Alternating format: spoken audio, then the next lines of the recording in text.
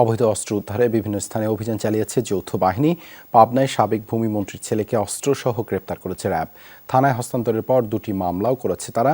জব্দ হয়েছে নোয়াখালীর সাবেক সংসদ সদস্য একরামুল করিমের শটগান। এছাড়া কক্সবাজার, নাটোর থেকে অস্ত্র উদ্ধারের পাশাপাশি কয়েকজনকে গ্রেপ্তার করা হয়েছে। এসিআই পিওর রাইস, বিশ্বস্ততার আস্থায়। নোয়াখালী 4 আসনে সাবেক সংসদ সদস্য একরামুল করিম চৌধুরী বৃহস্পতিবার রাতে সুন্দরপুরে তার বাড়িতে অবৈধ অস্ত্রের সন্ধানে অভিযান চালায় যৌথ বাহিনী। বাড়ির পাশের কবরস্থানে পরিত্যক্ত অবস্থায় পাওয়া যায় প্লাস্টিকের একটি বস্তা।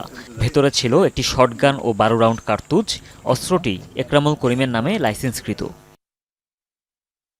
পাবনায় র্যাবের অভিযানে ধরা পড়েছেন সাবেক ভূমিমন্ত্রী শামসুর রহমান শরীফ ডিলুর ছেলে। জব্দ হয়েছে একটি বিদেশি পিস্তল ও গুলি।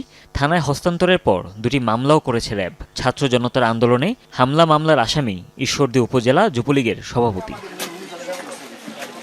কক্সবাজারে পিএম খালি 2টি বাড়িতে বৃহস্পতিবার রাতে টানা 5 ঘন্টা অভিযান চালায় যৌথ বাহিনী। জব্দ হয় 3টি একনলা বন্দুক, 2টি এলজি, 2টি 9mm পিস্তল সহ দেশি বিদেশি বিভিন্ন অস্ত্র ও গুলি।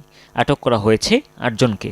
সেনাবাহিনী, বিজিবি, র্যাব, পুলিশ সম্মিলিতভাবেই এই অভিযানটা পরিচালিত হয় এবং এই অভিযানে 7টি অস্ত্র, গোলাবারুদ সহ আমরা 8 জনকে গ্রেপ্তার করতে সক্ষম হই।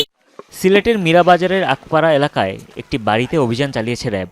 মিলেছে একটি 9mm পিস্তল, 9 রাউন্ড গুলি ও কিছু ভারতীয় মুদ্রা। তারা স্বীকার করে যে হ্যাঁ, এরকম একটা জিনিস তাদেরকে রাখতে দেওয়া হয়েছে এবং একটা জায়গায় রাজীব বলেছে যে জিনিসটা যেন স্থানান্তরিত করা হয়।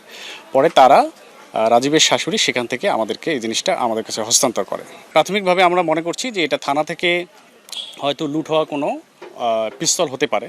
রংপুর নগরীর কলেজপাড়ায় পুকুরে তল্লাশি চালিয়ে একটি লকার উদ্ধার করেছে যৌথ বাহিনী। ভেতরে একটি ডকুমেন্টে 70,000-এর বেশি ডলার থাকার কথা থাকলেও তা পাওয়া যায়নি।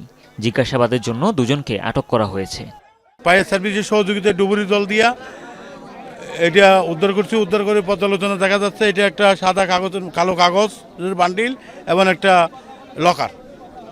এটা আমরা তদন্তক্রমে পর্যালোচনা করে ব্যবস্থা করা হবে। এছাড়া নাটোর জেলা যুবলীগ সভাপতি বাশিরুর রহমান খানের বাড়িতেও অভিযান চালিয়েছে যৌথ বাহিনী। অভিযানে একটি বিদেশি পিস্তল ও 2 রাউন্ড গুলি উদ্ধার করা হয়েছে। আওয়ামী লীগের আমলে দেয়া সব আগ্নেয়াস্ত্রের লাইসেন্স স্থগিত করেছে অন্তর্বর্তী সরকার। অবৈধ অস্ত্রের পাশাপাশি থানা থেকে লুটে নেওয়া অস্ত্র উদ্ধারে অভিযানে নেমেছে যৌথ বাহিনী। হুমায়ুন রশিদ, যমুনা নিউজ।